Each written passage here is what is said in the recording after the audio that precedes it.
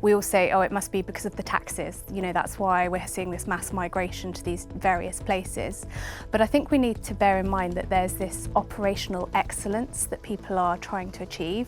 And you're right, people shouldn't be necessarily slouching on the sofas, but I do think actually they should spend more time on the sofas with their clients. Welcome back to the FT Studios in London, ladies and gentlemen, for the latest episode of the PWM Tea Break.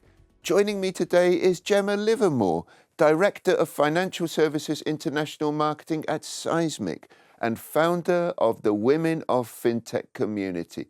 It's great to have you with us today, Gemma. And what kind of tea have you chosen today? I've chosen Earl Grey. It's a favourite of mine. Because while we're having this relaxing cuppa, you've been saying, the wealth managers, they shouldn't be slouching on the sofas because they've got a lot of challenges. The escalating situation in the Middle East, an area that you used to live in, Gemma, and I'm sure a lot of people are worried about this. Absolutely, especially having friends still over there from my time there. It's definitely something that's on the forefront of everybody's mind. And Gemma, you also wrote a piece for us where you castigated wealth managers for their operational incompetence. We all say, oh, it must be because of the taxes. That's why we're seeing this mass migration to these various places. But I think we need to bear in mind that there's this operational excellence that people are trying to achieve. And you're right, people shouldn't be necessarily slouching on the sofas, but I do think actually they should spend more time on the sofas with their clients. I think technology should be there for operational excellence so they can be on the sofa with their clients, so they can build those relationships. And while we're seeing that happen in many other places, my time in the Middle East, I definitely saw it there. It was a lot of face-to-face relationships and so on. And I hear that on the ground from other places such as Singapore, Luxembourg. It is because they have got that operational excellence behind them that they can really build those relationships. A lot of this operational excellence, Gemma, we're talking about platforms merging. We've got this M&A frenzy going on at the moment. Schroders and Nuveen, Evelyn Partners and Coutts. So that's geographies and cultures as well as technologies.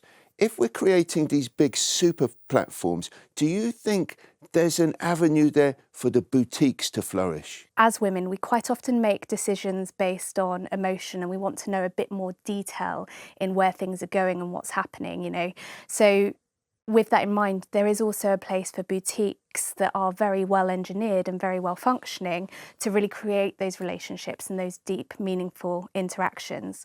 One of the stats that I saw when I was writing the article was actually that 80% of women are leaving their wealth managers of their partners within 18 months of their partners dying.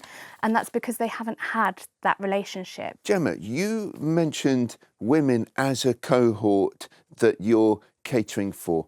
And we had a really nice piece from Marianne Selfie, and she's talking about themes which impact women, women's health in particular. The people such as UBS Wealth Management who are taking an investment on that side, we will start to see that they will get ahead and they will be more attractive to the female investors that will be the first in that wealth tip that I mentioned.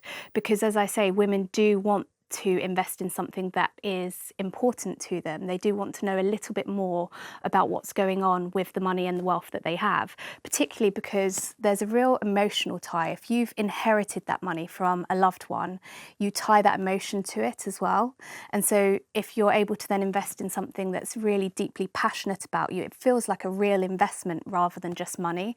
So I think you're going to really see a strength with the companies that do take that on board. But yes, we definitely need to see more of that coming through for sure. And that goes for the next generation as well, Gemma, because I remember you wrote for us last year about how the Gen Z, the millennials, that they're looking for not just returns, but an investment manager that matches them in their view of the world. We're all, as a human nature, guilty of seeing something that works and thinking, that works, let's continue with it, path of least resistance and so forth.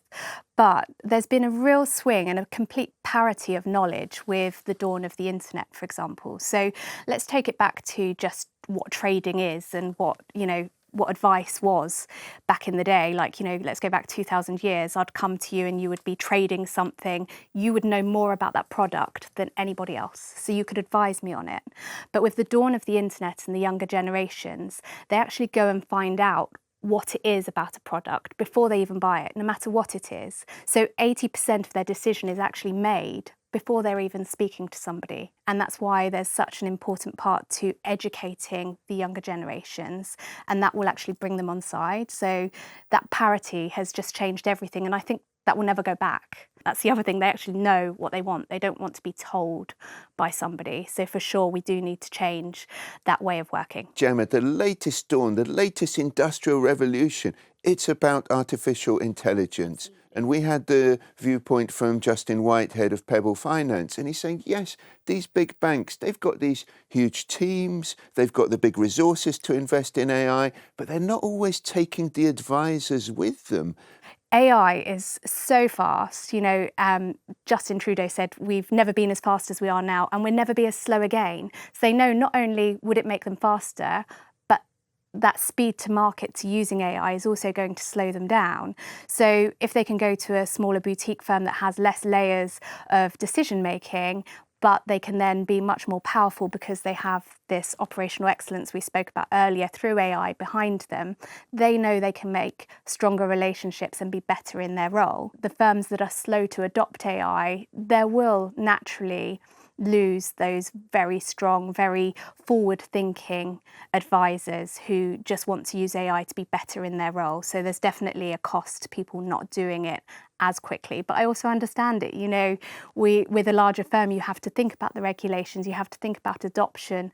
But what you don't want it to come across as is AI as a policy and telling people this is how you use it. Instead, you want to empower them. Say, look, here's a technology that will empower you and enable you to be better at your job. And we're definitely seeing already that exodus where that comes in. I'm sure, Gemma, you'll be gently moving the dial in that direction in your conversations with both the big banks and the smaller boutique wealth managers. Absolutely. When you're sharing a cup of tea with them. Thank you so much for joining us today. Thank you for the tea.